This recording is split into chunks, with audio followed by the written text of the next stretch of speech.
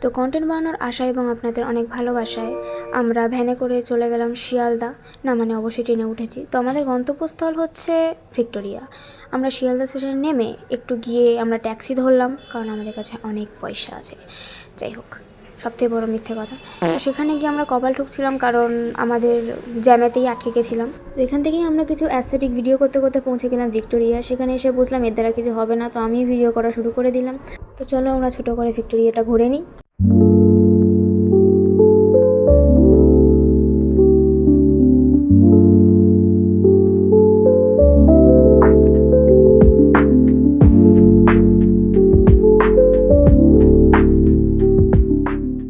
তারপরে ও কিছু অ্যাস্থেটিক ছবি তোলার চেষ্টা করছিল, যেটা একদমই অ্যাস্থেটিক লাগছিল না। তো আমিও কিছু এখানে অ্যাস্থেটিক ভিডিও নেওয়ার চেষ্টা করলাম, কিন্তু ক্যামেরাম্যান ভালো না হওয়া এখানে অ্যাস্থেটিক লাগছিল না।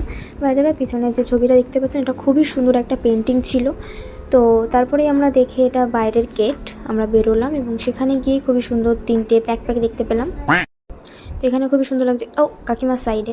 তো এখানে খুবই সুন্দর অ্যাস্থেটিক দেখতে লাগছে এবং এখানে ওর মতনই কিছু পাবলিক যারা শুয়ে রয়েছে।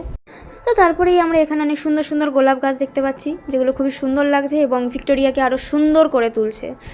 আর তারপরেই আমি ভিক্টোরিয়ার সাথে নিজের হাইট মাপার চেষ্টা করলাম, আর বুঝলাম কিছুদিন পরে আমি ভিক্টোরিয়াকে ছাপিয়ে যাব। তারপরেই দেখতে দেখতে সন্ধে নেমে এলো।